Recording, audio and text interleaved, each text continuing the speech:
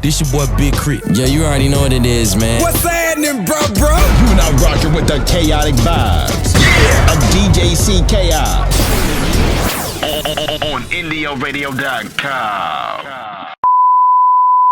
Check. You already know what time it is. DJ C Chaos, Chaotic Vibes Podcast, IndioRadio.com. Special guest, and he came bearing gifts, man. Yeah, man, I had to bring the gifts. I had to bring the drinks. Hey, man, ATL Top 20 in this motherfucker. Bishop, what up? What's good, bro? So, like, first and foremost, artists, I'm gonna just let y'all know right now, and in every way, this is so uniform to what you got going on in your brand. Like, artists, you gotta step it up now. He came bearing gifts. Nobody brought me gifts before. So y'all gotta bring me gifts when you come on my show now. I want gifts when I come on. When you come on my show, you gotta come with gifts. You gotta bring something. Hey, man. Bishop, what's going on, man? Let him know. Man, chilling, just, trying to promote your business like it's my business. Hey, man. Hey, okay, cool. We just gonna jump into it, man. Why are you the way you are? Because, now, and let me just, further indulge into that. When I first met you, it was more or less love. And I had never, met you before. We met in the club. And then from that day, it's just always been, well, what can I do for you? Or what can I do for you? Or what can I do for you? Not necessarily what I can do for you, but what you can do for me. You know what I'm saying? Like, what part of your brain is that makes, like, because that's rare. And it stick out like a sore thumb. I mean, I really have to give it to my mother and my father. Yeah. My mother, she had 6 kids. My father, he had a couple kids outside of that. So it always, I always knew how to share with people. Yeah. You know what I'm saying? From taking baths with my brothers and sisters and sharing beds and cereal, just all kinds of stuff I used to have to share. So when it comes to the music business, I always look at it like that, even though in some situations it's not family. It's all about business. But then, when you handling business, it can grow to a brotherhood or a family situation. So when it comes to the DJs, it's always a brotherhood, family type thing with me, and I try to put myself at a level where it's like we all the same. Yeah. You know what I'm saying? Like, I might know some stuff, but you might know some stuff that I don't know. Most definitely. So I try to, instead of me just, every time you see me, I'm promoting a record or I'm posting somebody's music. Yeah. It's like, after a while, they kind of get, it's all about who is this person behind it. You know what I'm saying? So I try to treat everybody like human beings. So you show so much love. You started out as a DJ. Right. You show so much love to the DJ. But then at the same time, it feels like you show a lot of love to the indie artists as well. Right. You know what I'm saying? Like you show mad love to the DJ. Like you almost, I ain't gonna lie to you, I'm gonna say it on air, and I hope nobody steal this, but it should almost be like ATL Top 20 DJs. Yeah. Because like there's people who are like out here like, ATL Top 20 ain't pushing that record, like that shit ain't hard. Like, whoa. But that's I think that's what make it special. It's like when I do different events or do different things, I want people to feel normal. Yeah. I don't want people to feel like, if I go to his event, he gonna try to shove this down my ear, or he gonna try to keep playing the same song or breaking the artist. So I try to make everybody just feel like they're at home. Yeah. We're gonna play some music. I might introduce you to the artist or whatever, but that's not really the focus. It's just bringing everybody together. And, we'll come to the club, we'll come to your events, and just keep it like that. And I try to tell the artist, like, okay, this is your first single. Yeah. But what about the second, third, fourth, fifth, sixth, seventh? We was just talking about Then that. Artists might sign another artist and start a label. So it's like, you got to treat the DJs like, you might get an Old Town Road, you might blow up. But what you gonna do when that second single come around? Is you gonna shit on everybody because you got this big song? Yeah. Like, I ain't got to do no more music. You're an artist, so you painting pictures every day. You in the studio all the time, so you got to treat every record like, okay, I'm about to drop another record and another record, so I got to keep seeing these people. So as long as I'm in their presence, I'm gonna show them, I'm gonna give them their credit, and it go a long way. So, all right, we're gonna reverse a little bit. First of all, you was a DJ. Right. What classification of DJ would you classify? I started out doing I started out like breaking my uncle equipment. You know what I'm saying? We always doing that one. He used to DJ in the basement, and I just go in the basement and mess with his stuff. But I never really took a liking into it until I did the artist thing. You know, I tried to do the artist thing. You tried to be like a rapper? Yeah, I did that. I wrote songs for people. And then, you know, once the mixtape thing came around, like the early 2000s, that's when, you know, I started doing the mixtapes. So I made a name for myself doing mixtapes. And I ended up meeting Casper and Greg Street. You know, they was doing the Hitman DJs. Yeah. So I met Casper at a barbershop in St. Louis, and I was selling mixtapes. So he came out to the car, and I opened the trunk. He seen all the stuff I had. And he was like, shit, you moving like how we move. I'm like, who is y'all? And he was like, man, I got this DJ crew, Hitman DJs. I used to do Legion of Doom and this and this and that. So I'm like, oh, okay. And he was like, I can put you on a conference call next week. So I'm like, do I got to sign any paperwork? And he was like, nah. So I'm like, all right. So that was your first thought. Do I gotta sign any paperwork? Yeah. Okay. I was like, do I gotta sign anything? He was like, nah. So a week after that, he put me on the conference call. Now remind you, I'm just a cat in the streets. You know, I had all the mixtapes, the flea markets, different things.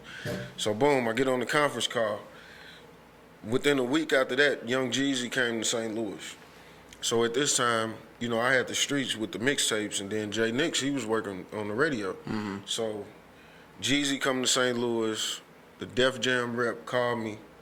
He like, yeah, I work for Def Jam, and I'm like, I don't know who the fuck you like, what? So, you know, Jeezy, he beefing with Gucci Mane, they ready to kill each other, it's a bounty out, all kind of shit going on. So boom, he like, I need you to take Jeezy to the mall, and you know, he got to get something to eat, and he got to go to do a radio interview, and he doing a show.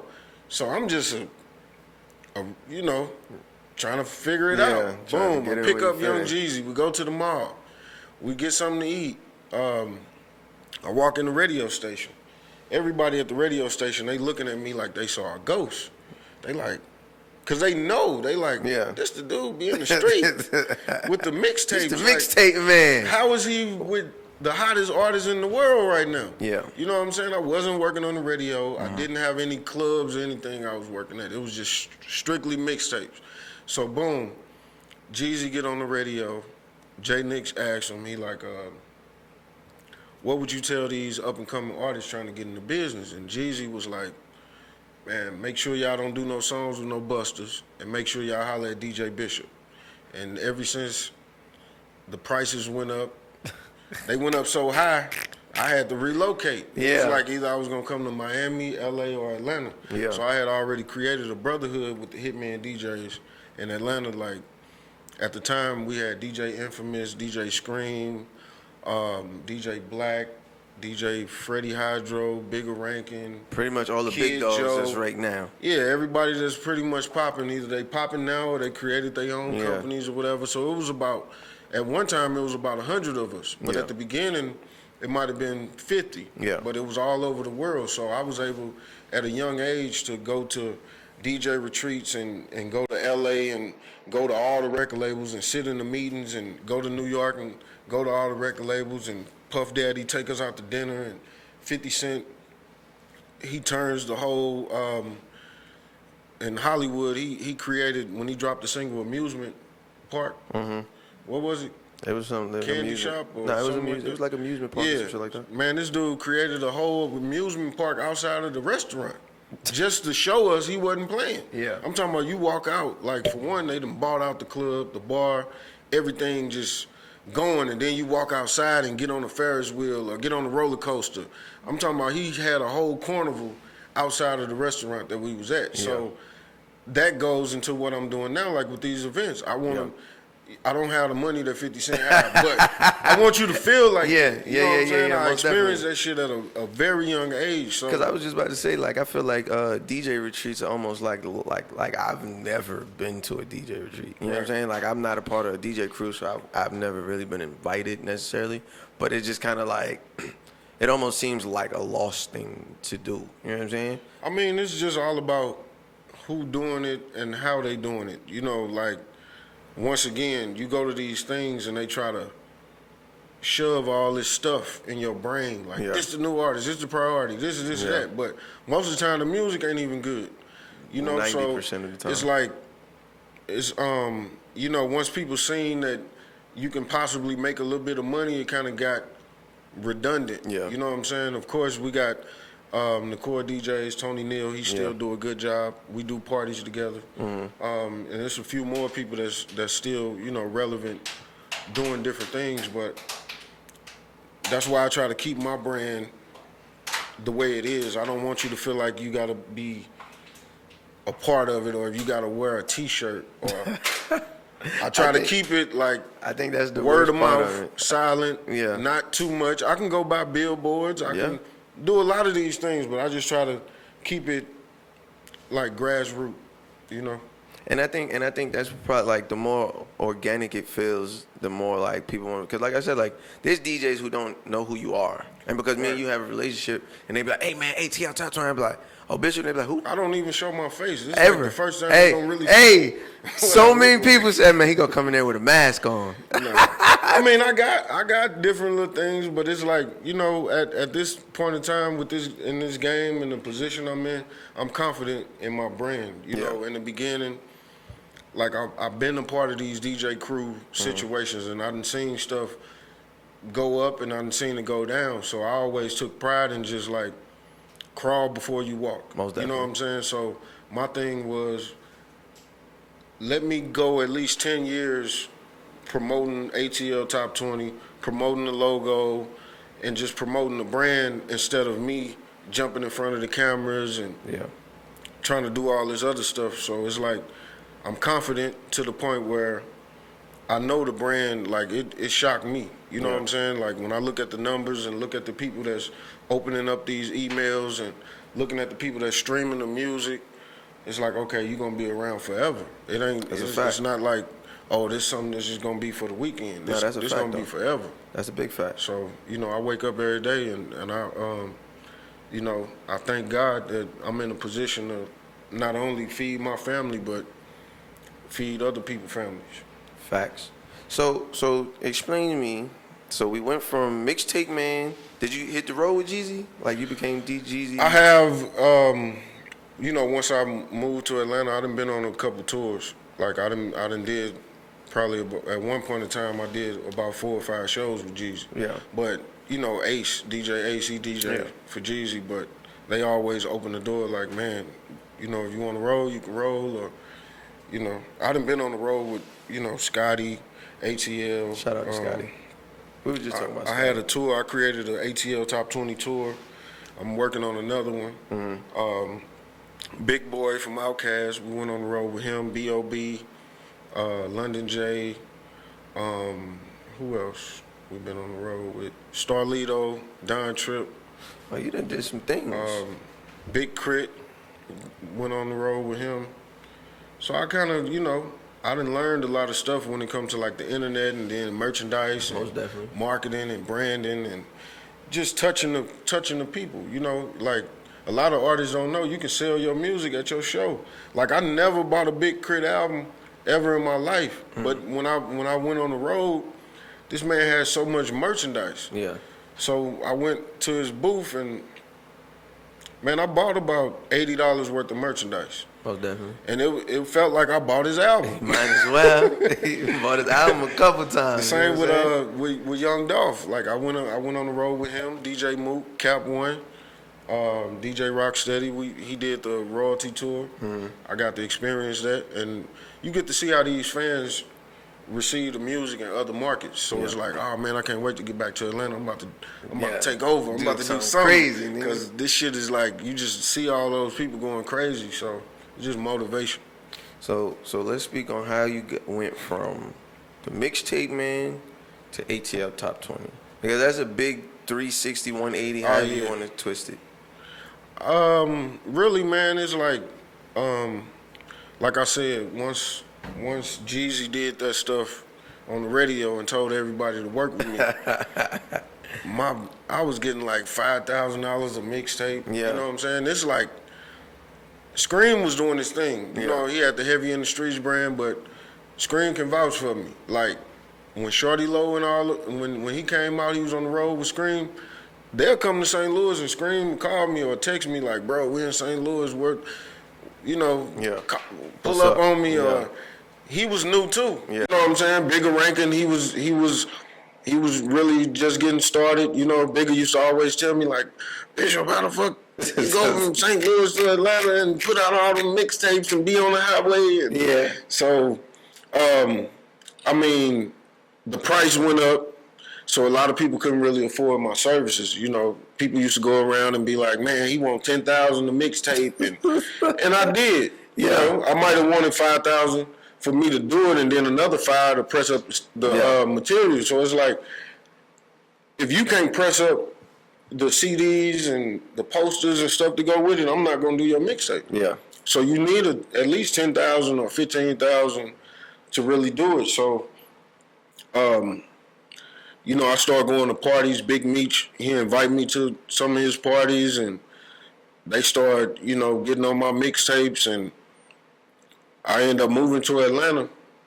And before I left, Jay Nix, he had left. Yeah. Like a couple weeks before I left, he was like, man, what you think I should do? And I was like, man, you need to be with us. And he was like, I can either be with the affiliates or I can be with the Hitmen. So I'm like, man, I'm already with the Hitmen, so shit, when you go to Atlanta, you might as well just be with us. Yeah. So boom, he, the day he went to the airport, I think I went to the airport with him. I think we got a picture together when he left. And I ended up leaving shortly after that. And, you know, once I came, I noticed that the politics, it was like you had somebody like DJ Infamous that was on V103 with Greg Street, and they was repping Hitman DJs, and then you had 107.9 and Jay Nix over here talking about Hitman DJs, so it was like a conflict of interest on the air. So Jay Nix kind of had to move a certain kind of way. That's why I always got respect for him, because he kept it real, even though he was in a tight situation. So once again, when I moved, I came to Atlanta and I noticed, I'm like, these niggas really don't want me to be here. Like, I had to move to Atlanta to really notice the shit, and I was like, they want me to be in St. Louis, finding all the artists that got, you know, financial situations, and they got backing to promote different things, you know what I'm saying? And so I was just like, to Atlanta. Yeah, I was just like,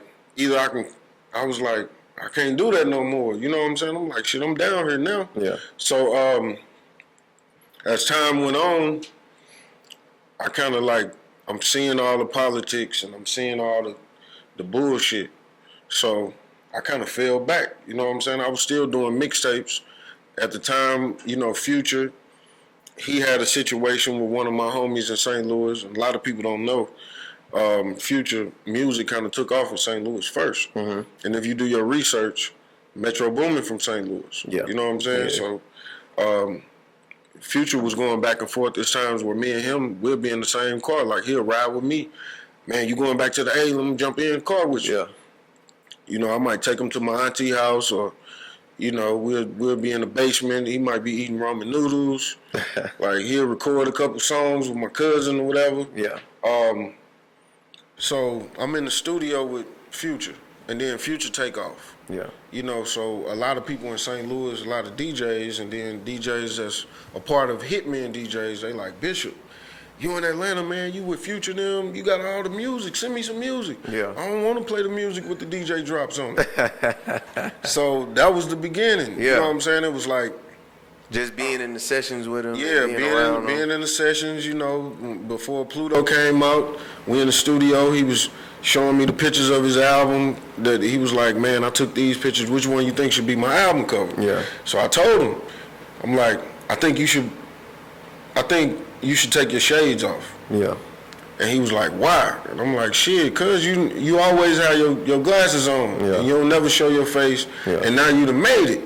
So I think you should show your face. And, you know, he ended up using the picture on Pluto without the shades on. You know, me, him, OG Double D, Young Scooter. We was at, I think we was at 11th Street Studios. Yeah. When that situation happened. So it was just like I was in the studio. 2 Chainz, you know, he was kind of taking off. My homie KY was mixing a lot of his stuff. KY Engineer? Yeah, okay. KY Engineering. And then, you know, my relationships with Ace and Mook and Teflon and different DJs. And I'm just, once again, I'm sending music. Like, people coming to my house, I'm putting music on their computer or their iTunes, or I'm pulling up on them and they like, man, put some music on my iPod. Yeah. You know what I'm saying? So it started with that, and then one day it just clicked to me. It was like, man, these people keep coming to me for all this music shit. I might as well just send them a link. Yeah. You know what I'm saying? Make shit super easy. So boom, it was just some simple ass shit. I just started sending people the links. I'm like, these the top 12 or the top 15. Yeah. You know, these the hottest songs this week in Atlanta. Now, to remind you, I started in the flea markets. Mm-hmm. So when I was doing my mixtapes, I always had the mixtapes with the hottest songs. Yeah, of course. So really, I just took my hustle and made it digital. Instead of me running to live mixtapes or live mixtapes wasn't even all the way popping when I started ATL Top 20. Yeah. You know, Dat Piff and all these other platforms, I'm like, I'm gonna create my own shit. Yeah. Cause I already got clientele. Everybody already coming to shop with me, or they coming to know what I know. So I'm sending the links, and then I had my website. I had my own personal website. So I had a page on my website where you can click on this little hidden page, and you can get all the new music. Yeah. So I just telling all my DJ homies, like, when they call me, man, send me some music. Shit, it's on the website. Yeah. So boom, I started seeing like the numbers going up. I'm like, damn, they downloaded this zip file this many times. They downloaded this one. So I'm like, shit, I need to do something, cause like, people weren't opening up the emails no more. Yeah. You know what I'm saying? I'm like, what can I do? Cause people blasting this music out, but by me having the passion of being an artist at one time in my life, it's like I look at things from a DJ point of view and an artist point of view. Yeah. So I'm like, shit, if these cats putting all this music out and people not opening up the emails, what can I do to kind of fill that void and kind of help the game and make this shit better? So MTV, they start coming out with this list, like top 10 hottest artists, you know what I'm saying? Whatever, with Sway. Yeah. And everybody mad at this list. They like, I'm supposed to be on this and this and that. So me and my homie DJ Drizzle, my partner D-Rock, I had this little apartment on North Drew Hills. They'll come to the house, we'll sit at the kitchen table and just be talking about the game. And then one day I just came up with the idea. I'm like, man, I'm about to take my name off everything, and I'm about to start a whole new website. It's gonna be the hottest records in Atlanta. Yeah. Cause everybody trying to get to Atlanta. So I'm gonna show them, like, even if you're a DJ and you can't afford to fly or travel to Atlanta and go to Magic City or Blue Flame, this the soundtrack. Yeah. But I ain't had a name, you know what I'm saying? So it was like, I just kept doing my research and kept brainstorming on it, and then it just popped. ATL Top 20. It just hit, and then once I got it, my homie DJ Foo Nasty, I hit him up. I was like, bro, I need you to make me a logo. Yeah. You know what I'm saying? Once he made the logo, I went and, got the website. I bought, like, man, I done bought about, I done bought so many websites. Because when I started it, I'm like, okay, ATL Top 20, then you got this city, Top 20, and this. So I just went and bought every damn city. Yeah. You know what I'm saying? Every little state that I think, you know what I'm saying? Possibly pop ATL up. Top 20 tours, ATL Top 20 models, ATL Top 20 producers. Yeah.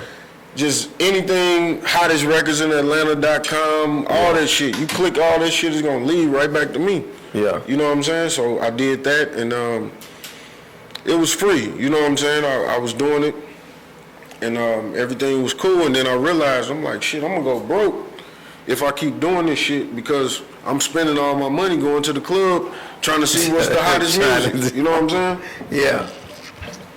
So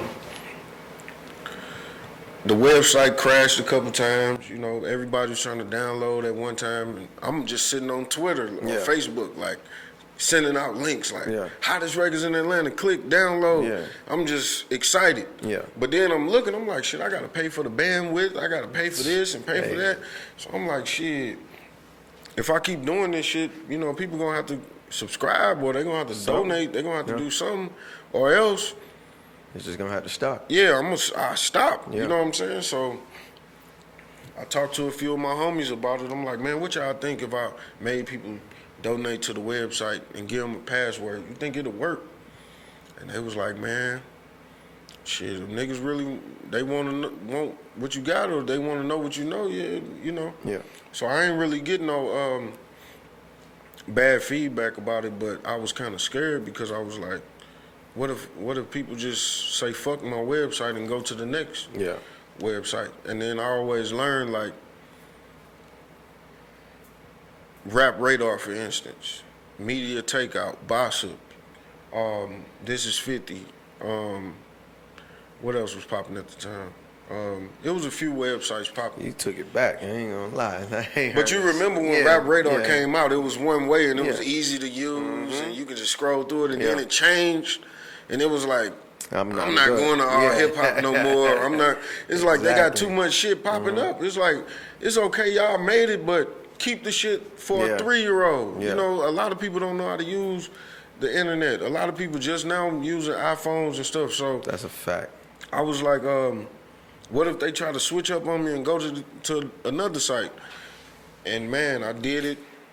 I prayed about it. I did it, and I locked the website. And shit, all I can remember is just getting them phone chirps like, new member, new subscription, new, and I was just like, oh, this shit working, you know what I'm saying?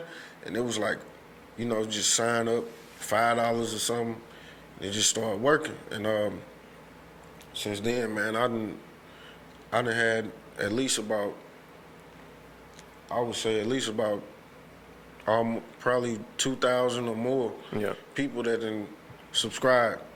And I ain't talking about consumers. That's another thing I had to learn. Like, Bishop, stop posting people music on Twitter so people can download it. Yeah. Send those people to iTunes. Yeah. You send a DJ and get a DJ to clean and the instrumental and the dirty. So I had to separate the consumer from the DJ. Yeah. So it's a lot of shit that I could do on my platform. Like, people like, oh, you don't like Meek Mill? No, I don't listen to his music no more. Yeah. I can do that. Yeah. My consumers and my fan base are DJs. Most definitely. Name one of these fan bases that can get a DJ to donate to them. Name one of these platforms. Nah, that's real. You can't. The DJs don't pay for nothing, and it's just law. You know what I'm saying?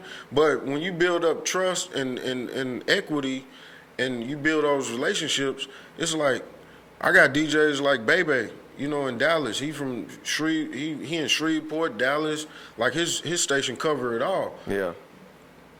He might sign up for 12 months. Yeah. Tony Neal, you know, these cats at the top, like, oh shit, I'm gonna donate to what Bishop doing because I know he ain't, you know what I'm saying? So it's like, who gonna give you that information? Like, I got most of these people addresses. Yeah. Everything, you know what I'm saying? So they trust me. That's real. So it took off, man, and now, you know, it's just on a new level now. That's what I was gonna say. So like, it sounds like from the beginning, it started out more or less as a record pool. You know what I'm saying? You get some music, get them to the DJ, get the hottest music to the DJs. Now, like I said, like your platform is so diverse. It's not even just about the DJs no more. Like, I originally heard the ATL Top 20 off of artists being popped off. You know what I'm saying? Mm-hmm. Like, artists are now like, hey man, like if you want to get popping, you know what I'm saying? If you want to be in every DJ situation, right? You need to go to ATL Top 20. So how did that transition come about? really, I mean, like once again, I always put the work in, but it took for like artists like TK Kravitz or Future or Lil Donald or, you know, Scotty, who else? T-Pain, like a lot of them.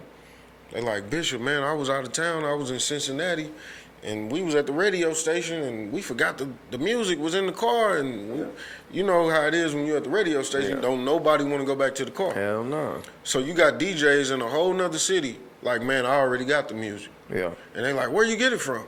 Oh, man, I got it from ATL Top 20. Look. Yeah. So when people like TK Kravitz come back and call you or text you or send you a DM and be like, man, we was at the station and they already had mine right. Yeah. You know what I'm saying? So it's like a lot of artists will never know the value of ATL Top 20 until they go out of town or until they walk up in one of these radio stations. Like, people don't know that. Shout out to like Stewie Rock, you know, J Nix, Hurricane Dave, Dirty Boys, Hot 1079. A lot of people don't know that 99% of my drops are done over there at Hot 1079. Yeah. You know what I'm saying? So you got to get hot. Once you get hot and you go to the station and they like, oh, do one for ATL Top 20. That's when it click. Yeah. What? I thought they was just an Instagram page. Yeah. No, it's serious. But if you don't never get to that level, you'll never know. If you never be on the road doing shows, you'll never know. I have DJs like DJ Dirty. Shout out to Dirty. He's Pee Wee Longway DJ. You know, he always on the road. He was doing Blue Ivory. Yeah. He at Area 4 now. He what? He at Area 4 in Seduction. I gotta check him out, but that's my brother. You know what I'm saying? So he one of the first DJs to tell me like, man, I just got out of jail. Yeah. And shit, bro, you like a king. Like, man, I just got out. I ain't had no music.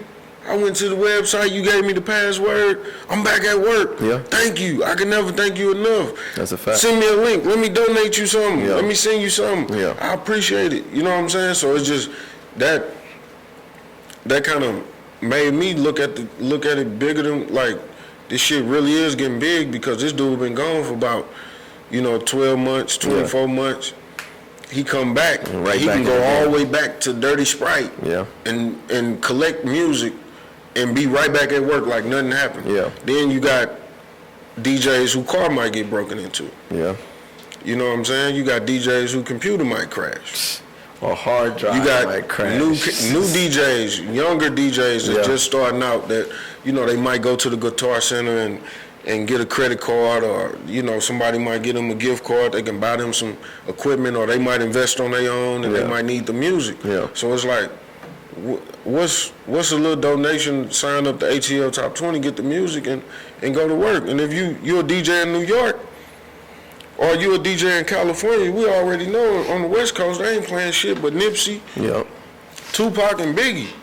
They got the little YG, you know what I'm saying? They gonna play anything that Dre has something to do with it. But if you play Rocco and you in LA, or you play, you know what I'm saying, like let me see, Lil Donald or Scotty or VVS or just whatever, it's like you got strippers that's live in Atlanta that might go to LA to make them some money on the weekend. They like, how the fuck he got that song? Yeah, exactly. You know what I'm saying? So the DJ don't have to be like, oh, I got it from ATL Top 20. He can feel like a star if he want to. Yeah. If he want to give me some credit, he can. But I made my website for everybody to feel however they want to feel. You know what I'm saying? That's why I don't have a DJ crew. That's why it's not you don't have to be a member or nothing. It's like just family. Yeah.